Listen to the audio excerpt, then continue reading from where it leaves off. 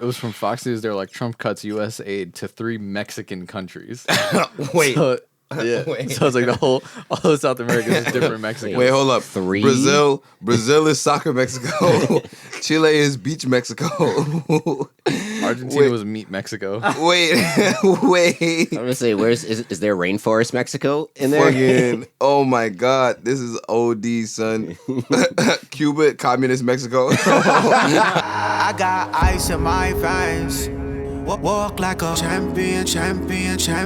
I'm so cold-blooded, I fear nobody. Ain't no letting down, I won't let you down. 'Cause I got ice in my veins. I talk like a champion. I'm so cold-blooded, I fear nobody. I walk like a champion. What's up, everybody? This is episode 61 of the Saratobi Sports Podcast. For the second straight week in a row, and your boy, the lovable JT, just in transition, just on his damn phone, and just in thought, Justin Thomas, JT, is doing the introduction. And honestly, it feels good. It feels good. You know what? It feels right. It feels right. To my right, a 6'2" Guyanese out of Long Island. He's got a tattoo on his arm. I'm not going to tell you which one. It's John. Dijon Mustard. Eujonas Haslam. The poor Mexican himself. Jonathan Moto. You got my height wrong again, and you said my last name wrong, so this is great. Now, yeah, anybody that's taller than me that's over 6 foot is just 6'2". That's just the base I go with, all right? Take it or leave it. Kyrie Irving, 6'2". Exactly. Are you old? 6'2". Are you taller than 6'2", John? No, I'm 6'1". Why are you complaining then? See, this can't do anything nice for these niggas. Anyway, Wow. to my far right, to my far right, a Kappa standing at 5'11". He has a cane and it's not peppermint. The shimmy god himself, Miles Wilson. Hello, Justin. Hey, everybody. How's it going? Hope y'all staying safe out here on these streets and enjoying sports like we are. Yeah, man. All right. And to my far right, The furthest of rights. the furthest of rights, Oh, boy. But not that far right. he is the Saratobi sound man, the man, the myth, the legend, Matt. I'm far right, but I still haven't crossed the 50-yard line. So Hey, there you go. Okay. It is. yeah. Yep. I got it. We haven't gotten past the middle yet. We're still on the list. As far Not right yet. as the left can go. I hope not.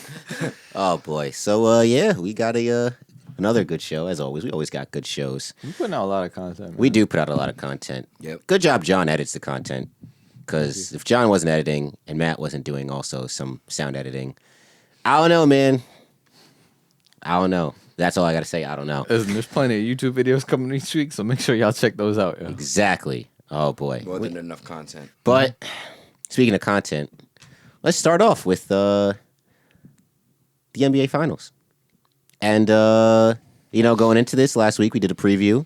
And I think we all had the Lakers winning. We all have the Lakers winning. But, hey, look, after the first 2 games, I think we all thought it was over, especially with Bam Adebayo and Dragic having the injuries. Tough shake, man. And then the Jimmy Butlers, the James Butler, the adult in the room, came through in Game 3. How about that? Love to see it, man. I feel so bad for like Dragic, you know what I mean? Like Jimmy's not young, but he's not been around like Dragic, and like Bam's still young as shit.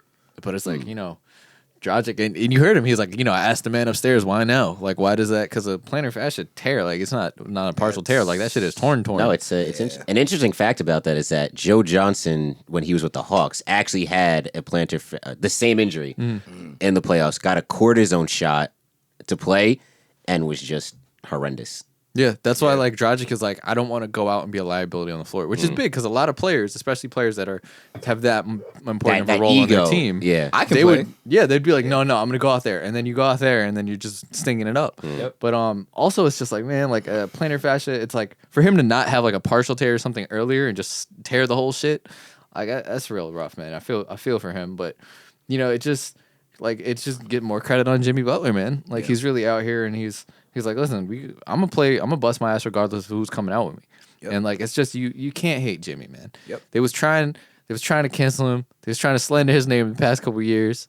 And it's like, you can't hate Jimmy, man. And we love to see it, man. Game 3 had a 40-point triple-double, which I mean, I feel like we see monster stats all the time, but to see something like that out of Jimmy Butler is just like, in the finals on the biggest stage there possibly can be, is just something outstanding. And I think it's something that, it's not something that you should get used to, because it's something you got to enjoy in the moment. Yeah. Mm-hmm. And also on top of that, Tyler Hero, who's been hooping, fun fact, he's had double-digit points in every single playoff game that he's played, off the bench and in the games that he started in this series too, which I feel like is dope. On the bright side, though, we do have Adebayo upgraded to questionable for Game 4.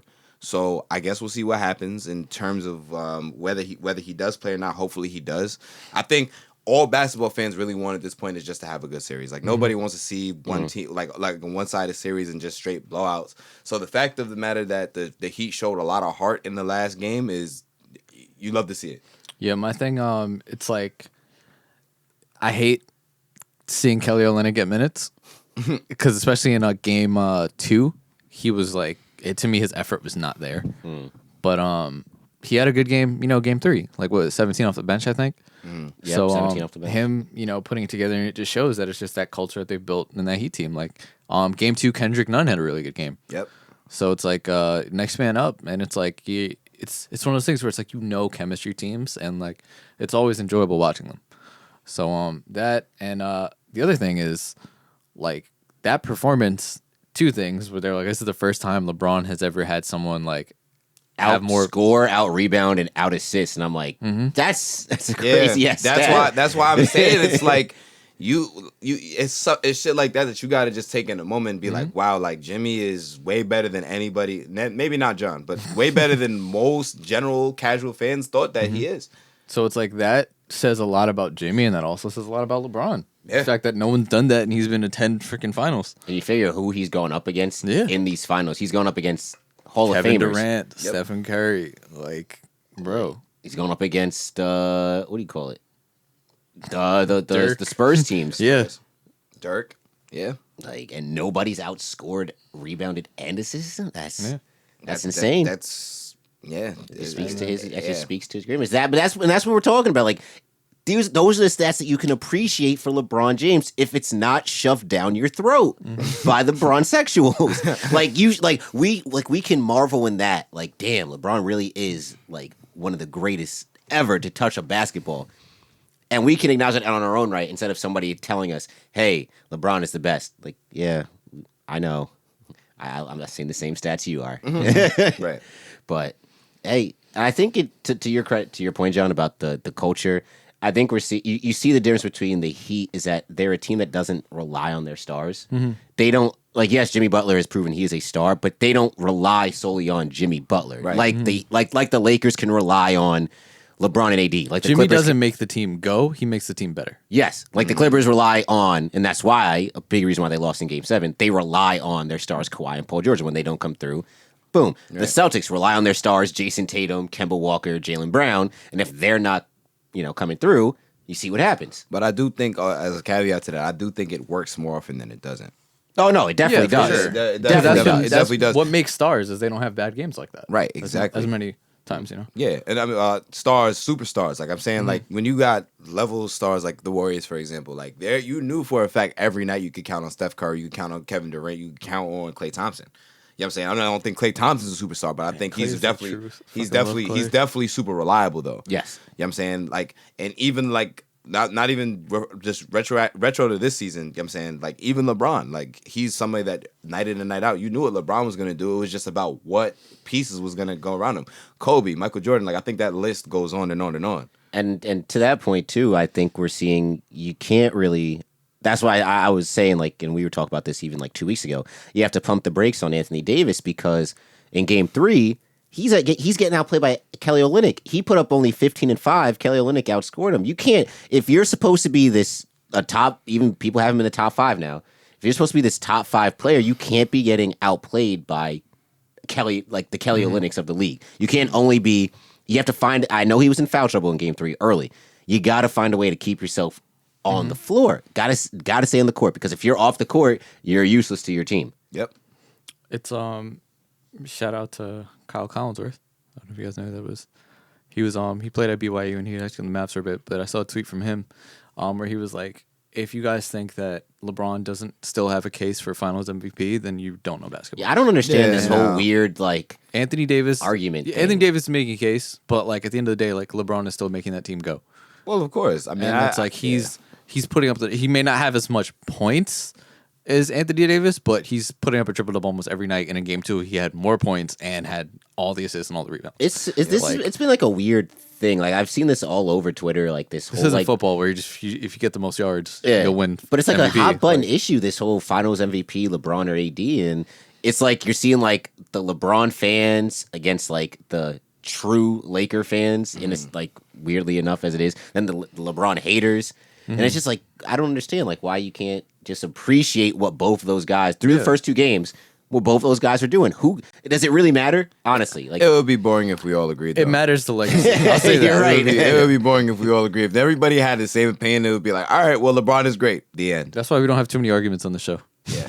I say because like AD is outscoring and out rebounding LeBron, but LeBron makes up for it because he's out rebounding Anthony Davis by like 7 assists per game. So it's like they pretty much even themselves out. But I feel like somehow it always goes down to who's scoring more. Like I think, and People most don't know basketball. Oh yeah, well, aside from the fact that people don't know basketball, it's just a whole like conception around like the most valuable player award, whether it's in the finals or whether it's in whether it's in or whether it's in the regular season, you know what I'm saying? Because people were confused, like, in 2015, while LeBron was getting Finals MVP votes, even though his team didn't win. Well, I mean, if you actually look at the stats, you actually look at, like, what was going on the floor, like, who was the most valuable player on the floor? That's anybody else, I can't say that series even goes past 4 games.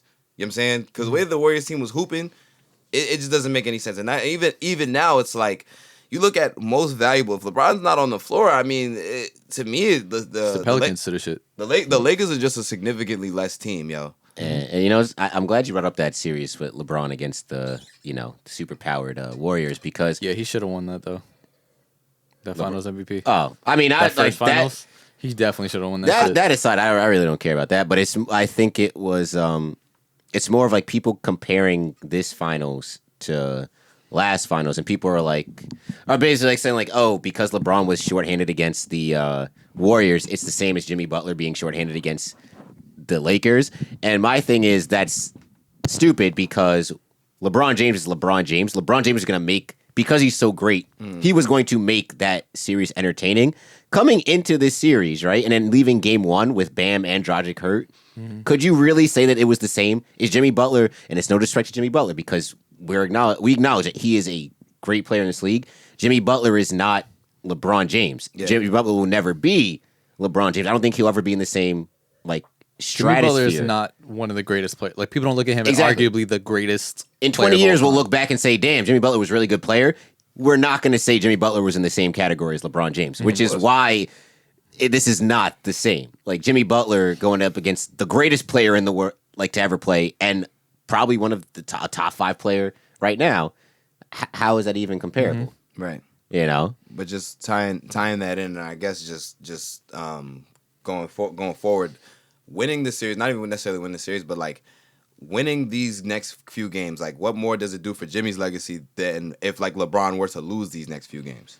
Honestly, I don't think if the Lakers lose a couple more games, I really don't think it hurts Bron's legacy unless it's literally just Jimmy. Mm-hmm. I think if Bam comes back and plays solid, then it doesn't really hurt his legacy because the Heat are a great team. That team is a really good team. I think that people are going to look at it differently. I feel like it kind of goes into the Bron hate a bit. The look for the media doesn't fuck with him. Mm-hmm. But it's just that that Heat team beat the Bucks, which that was your pick to win the finals. You didn't even pick the Lakers to make the finals. Right. Did I have the Lakers in the finals? No. Oh, I had Bucks Clippers? Yes. Hey, man, look. So that's what I'm saying. You win some, you lose some. This Heat team, not only do they overachieve, they're better than people realized. Mm-hmm. And I think if they're hurt and they continually lose, barring an all-time great performance from Jimmy Butler continually, he comes out and puts up another 40-point triple-double with getting some support. I'm not going to say if he's doing it and he's Luka to the shit. Mm-hmm. then it's not a big hit. But I feel like if it's just him by himself, and then they're just like the Lakers are fucking up. Granted, the Lakers did play sloppy in Game 3. If they continually play sloppy, it hurts his legacy. If it's a good series and they lose a couple games, it doesn't. I think it's if the Lakers were to end up losing this series, right? And if LeBron still if they lose, if LeBron still plays the way LeBron's been playing the series and they lose and he's not getting help from Anthony Davis, it doesn't hurt his legacy as much. It is a little bit of a blemish, and especially the as you said, the LeBron haters are gonna feast off it because now he'd be 3-7 in the finals. Yeah. I think it would boost up Jimmy Butler's legacy way more than it would damage LeBron's, because now you're talking, and you know I brought this up in our group chat earlier, and I guess we get into this discussion now, is Jimmy Butler would be in the realm of what Dirk Nowitzki was in terms of an improbable championship run. Like to say, I mean, yes, they were a favorite against the Pacers. All right, cool. Nobody had him beating Giannis and the Bucks, and then nobody had him beating the Celtics, and then nobody had him beating the Lakers. And a team that has one All-Star, right? I don't know. Bam, two, because Bam made it, right? I think Bam. I don't think he got. Was he a reserve? Yeah. Yeah, Okay. yeah, but Bam was still. They were both They're reserves. both But still, reserves. and also what? The third best player would be a rookie Yeah, in arguably. Tyler Harrow, because with Dragic Dragic isn't being really hurt, yeah. Right. a factor in this series. So, I mean, would it be, if it's in the same realm as Dirk, would it be better than So Dirk's? my thing is, if Bam and Dragic come back and are fine, I'll give you, even if just Bam comes back and plays like normal, I would say it's Dirk level. If Jimmy wins and either the two of them don't come back or they come back and they're hobbled, it's above Dirk's. Because Dirk didn't really have, like, the only injury you can really say for the team, I'll give you two, where we had Caron Butler out the whole year, which imagine if we had Caron Butler on that team, and fucking Roddy B was hurt, but he's always hurt. Like, that's pretty much it. So, yeah, like, if Jimmy manages to win this without his other two best players, this is above Dirk's. Like, this is like a once in, like, fucking 20-year championship type shit. Yeah. Like, It's tough. It's tough to compare because I think you have the Nowitzki team that obviously had Dirk as the only All-Star with a lot of great solid role players and a great coach going against the Heatles. Three of some of the greatest players of all time. But the way that I see it as it stands now, LeBron arguably the greatest player of all time, and Anthony Davis playing better than how he's played at any point in his career versus Jimmy Butler. And I think the difference between Jimmy and Dirk is still, like, at this point, like, before Dirk won a ring and at Jimmy at this point now, is still Dirk is tremendously higher on those rankings than Jimmy Butler, which is why, after taking some time to think about it, I think regardless of how Jimmy wins it, if he wins it and beats LeBron, unless, like, barring injuries on the Lakers side, obviously, I think this is over Dirk's ring to me. Like, if it happens, because I at the time before Dirk won a ring, like, he was already a solidified Hall of Famer. Like, he was already going to the Hall of Fame. He was considered one of the best European players of all time. You know what I'm saying? Like John always says, revolutionized position, literally one of the first stretch fours ever. You know what I'm saying? Had an MVP at that point. You know? So I think Dirk had already solidified his greatness prior to winning a ring. Jimmy, and I'm not saying he's not a great player, but there's been a lot of players that have came into the league and have had the same trajectory as Jimmy Butler. There's been the Tim Hardaways, there's been the Mitch Richmonds, you know what I'm saying?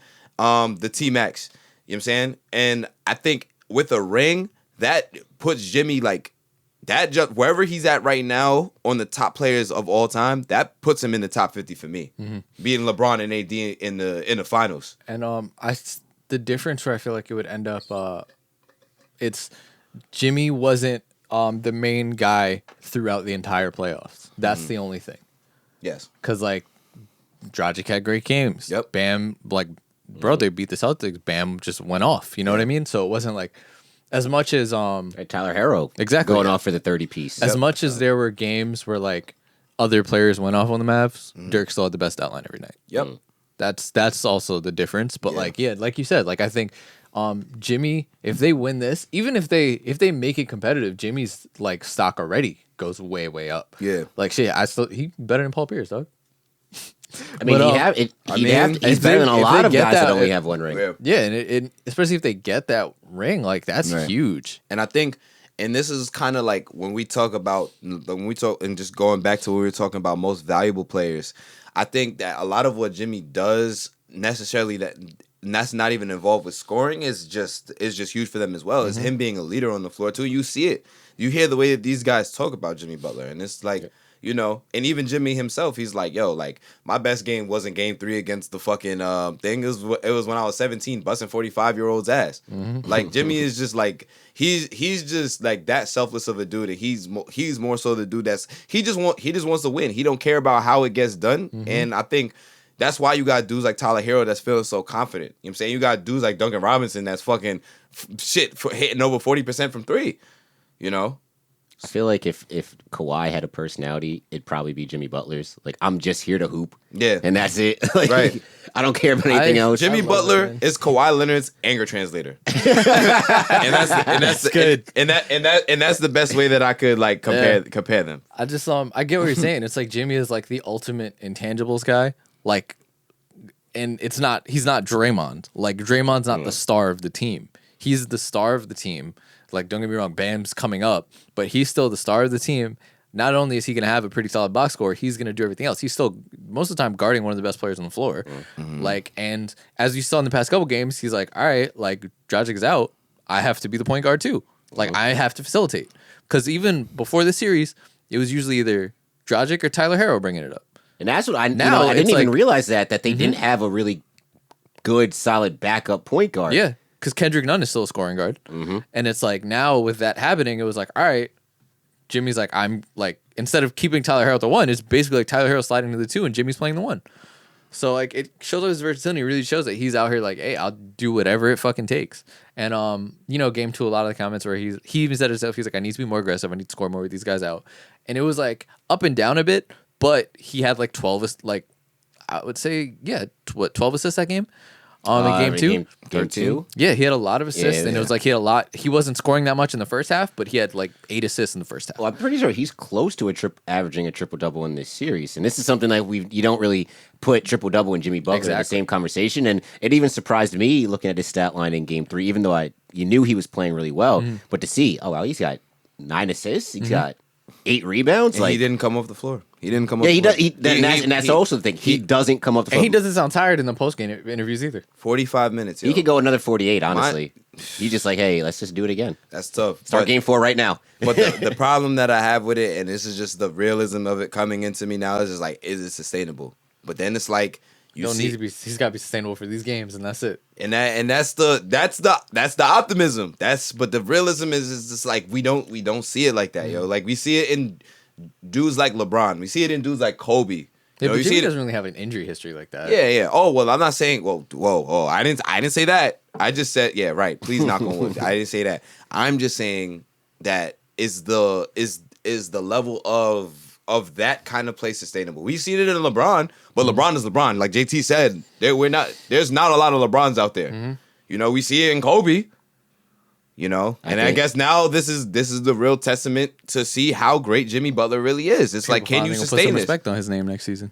And if Jimmy Butler is able to sustain this, then the whole narrative around his name changes. That's I was literally just about to say it's like he's completely rewriting this narrative that was given him from the fucking Timberwolves. Has there been a narrative that's like actually held true, like in sports? Because I'm trying to I'm thinking, right? They were trying to keep that Melo narrative going until this year. So the Melo narrative He is almost didn't get a chance though. the Melo narrative is done. He's just debunked that. Jimmy's narrative is basically debunked.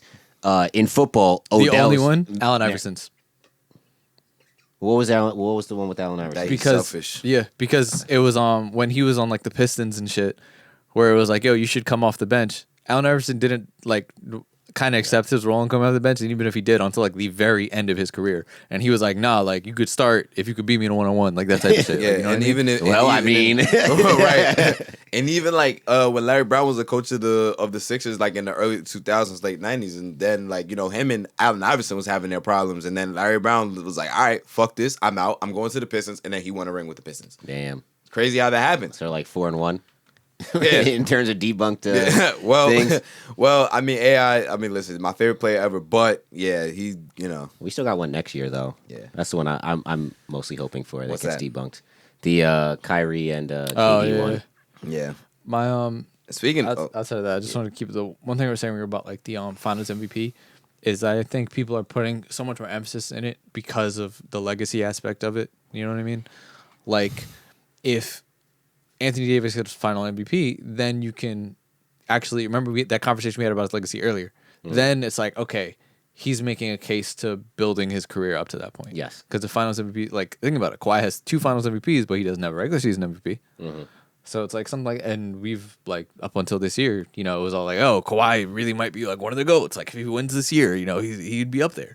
Yeah. But it's a big legacy thing, and then also for LeBron fans, and just for basketball in general, if LeBron gets another one, you know, it's at this point what he has two already.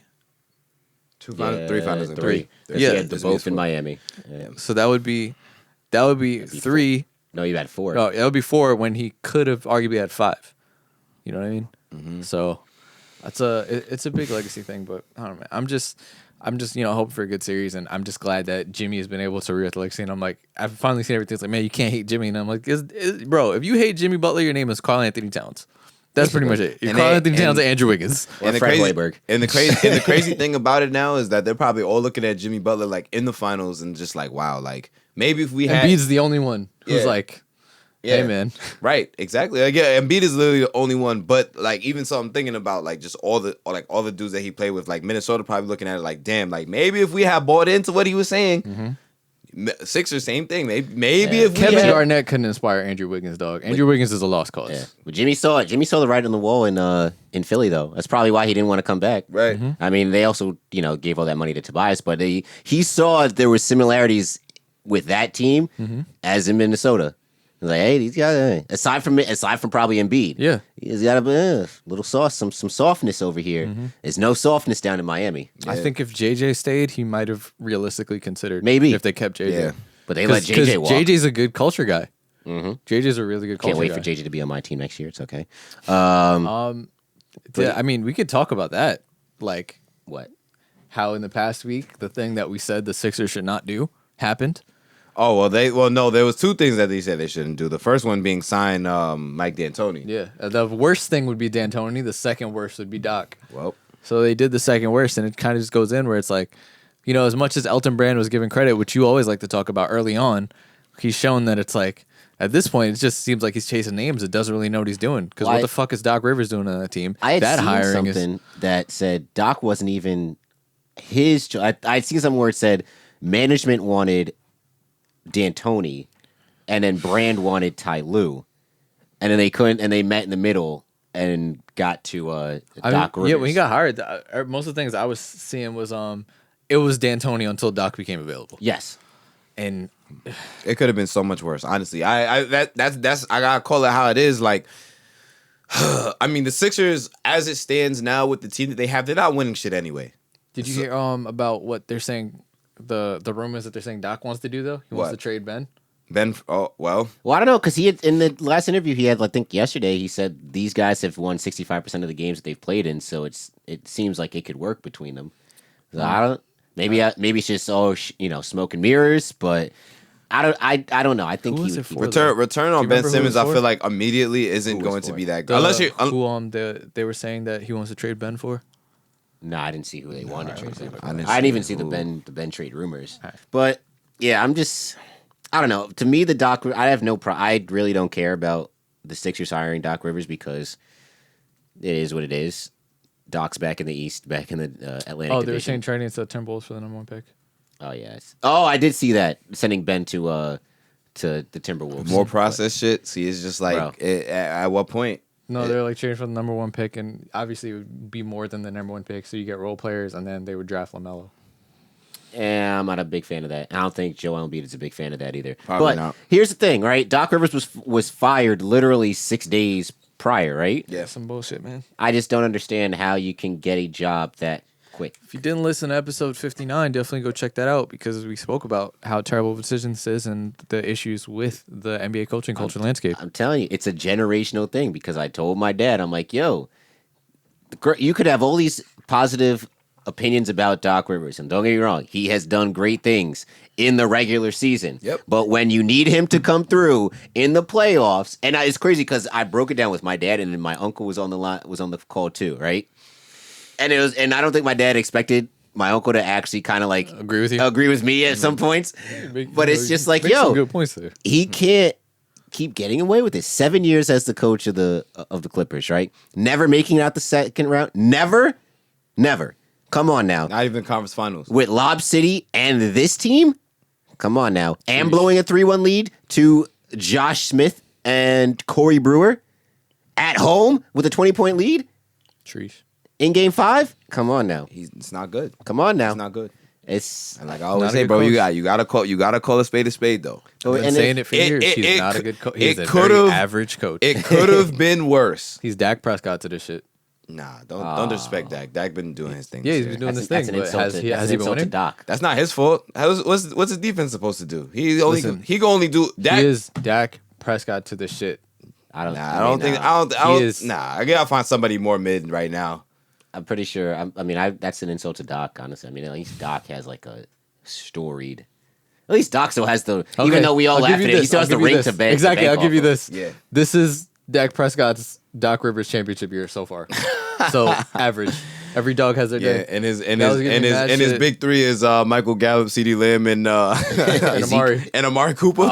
Oh, not even not Gallup. All right, so there you go. CeeDee, Zeke, and Amari. CeeDee, Zeke, and Amari. Hey, that's just the problem that the league has, and not just the NBA, but the MLB, the NFL, is that you keep recycling coaches, not giving opportunities to young and upcoming coaches, or assistant coaches that have been in the game for a while and are just looking to break in, like Sam Cassell. Yes, Tyler was probably going to get a job too, but there are I don't think Sam Cassell has been an assistant as long as some other assistants. No, he's been an assistant for a while, just around the league. He's been But I mean, I can't think of off the top of my head other assistants around the league, but there are a lot, and a lot of especially black assistants that deserve a chance. You know? Like, why did Billy not to say it's a bad hire? I don't know how it's going to work out, but why does Billy Donovan? I think that's a bad hire. I've been saying Billy Donovan is very fucking. You have, but like, why does Billy Donovan deserve a second shot as opposed to giving somebody a fresh shot? Yeah, I don't know. It's tough to say.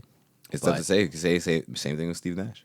So it kind of was just like, well, that was the first time it's white kind of power. like, No, wow, that's the first time it is kind of like somewhat of new blood coming in, though. Yeah, it's somewhat of new blood. You know, at the end of the like, day, whenever there's great point guards, everyone always looks at them as being a head coach. Though I mean, Dame even said on Twitter, he was like, he was like, he responded to somebody who was like, oh, so Nash only got the job because he's white, and he was like, no, Nash is a 2-time MVP and one of the greatest point guards of our time. Of course, he's going to get the job. That's why I forgot who said it, but that's why he gets to skip the line. If Nash was like a fucking power forward, then you can be like, all right, you know what I mean? What you mean a power forward? There's some smart power forwards. If Nash is Zadrunas Ilgauskas, he's not skipping the line. You can't say that. How many point forwards? Oh, a point forward. Because that's what he would have to be. Because that's the only reason. If he wasn't a point guard where it's like, all right, this is someone who makes an offense hum, right?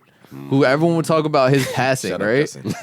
Like no one's going, oh man, like you can have great high IQ players, but how many power forwards were fucking head coaches? I mean, you can't. Phil Jackson, Miles, you hiring Ben Wallace as your head coach? Phil Jackson. Listen, they might be strapped defensively. I'm just saying. We getting Ron Artest out here too. Listen, I play for Ron. I play for my boy Meta. I'm just saying. All I'm saying is, I guess, typically speaking, I guess you're right. Because you look at ex-point guards in the league, I think... Doc Rivers. I was going to say Doc Rivers. I think Rick Carlisle, I think. Yeah, he was Jason Kidd. Magic Johnson. Ty Lue. Yeah. Most of the coaches are that are former players were especially because it's like, at that time...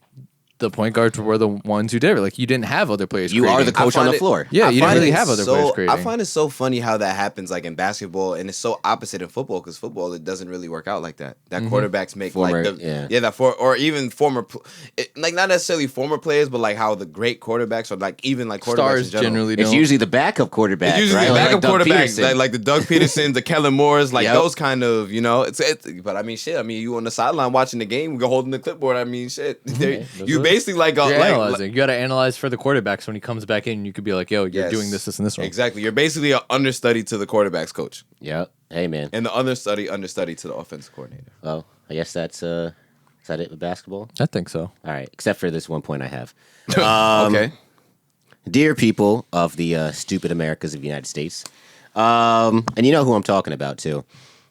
Do we? The NBA is not losing ratings because they are going woke. This stupid ass get woke, go broke whole thing that you're trying to do and push onto the social medias is absolutely asinine, and it's insane. You know why? Because you guys aren't using your common sense. Let's think about it like this, right? The NBA Finals currently, I think Game 2 had its lowest ratings. We're like 45% lower than last year's finals. All right? And if you want to say, oh, it's because they're getting woke and they're supporting Black lives, I'm like, all right, let's do this, stupid. When are the NBA Finals generally played? In October or June? Okay. Next question. What is usually going on in the sports world in June versus October? Oh, nothing's going on in June except for, what, a random MLB game? You don't think that has anything to do with the low ratings? Cool. Copy. You don't think that people worrying about COVID and things like that also might attribute? Copy. You don't think the fact that there are literally 5 other sports playing on the same exact day could attribute to that? Nah. We're not being smart, right? If I have a bread company in a town, all the people are going to be buying bread from me. But if John and Miles and Matt open up other bread companies, well, guess what? Not all the profits are going to come to me because some are going to go to John, some are going to go to Miles, some are going to go to Matt, right? So my viewership of my store in general, my profits are down, right? And if you want to talk about, they have to worry about the CBA was already going to be a problem to begin with.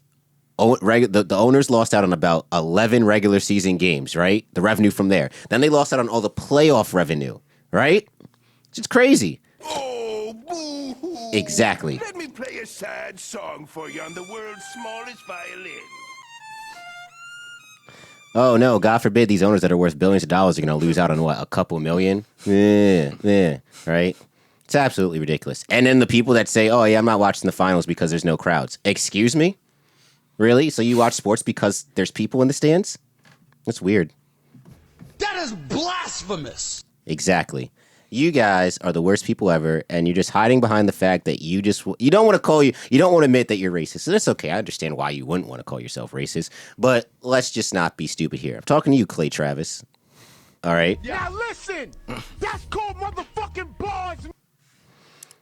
No, you should let it run. I like when he says nigga. Nigga. But Funk flex. to recap, to just siphon it all off, right?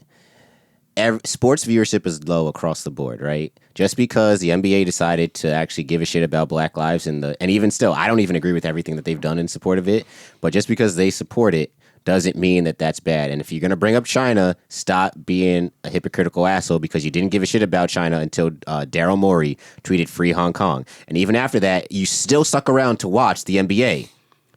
You still stuck around to watch. You didn't say, oh, I'm not watching the NBA anymore because they support China and the communist state that's going on over there and all the, inhumane things. No. You stuck around until the NBA said, hey, maybe Black lives do matter. Now it's like, oh, they're getting too political for me. Bet you watch Mulan, though. Bet you watched Mulan. All right, then. And that's all I got. And yes, that's pretty much it for us here for episode 61. Follow us at Saratobi Sports on Instagram and Twitter. Make sure you subscribe to the YouTube channel. Go check out the betting video. It's a YouTube exclusive if you haven't already, if you want to get into it or anything like that. Follow me at Offended Narwhal. Guys? Big facts. Y'all already know the situation. Yeah, man, just make sure y'all staying safe out here on the streets. COVID is obviously still going on, bro. So just make sure y'all. President. Yes, y'all just be responsible. Yeah, man, sports. Have fun, enjoy, keep watching NBA Finals. You got football in full effect, and yeah, Black Lives Matter. Yeah. So don't listen to them. Trump said he's built different. He said R.I.P. to those 200,000, but I'm built different. No, seriously, take this virus serious. And Black Lives Matter. And we're still alive for Lakers in 5. Let's go. And by the time they hear us, we're going to be recapping the NBA Finals. Yeah, isn't that crazy? Even if it goes 7, we'll still have been done. Yep. So, yeah. Later, everybody. Catch y'all next week. I got ice in my veins. Walk like a champion, champion, champion. I'm so cold-blooded, I fear nobody. Ain't no letting down, I won't let you down. Cause I got ice in my veins.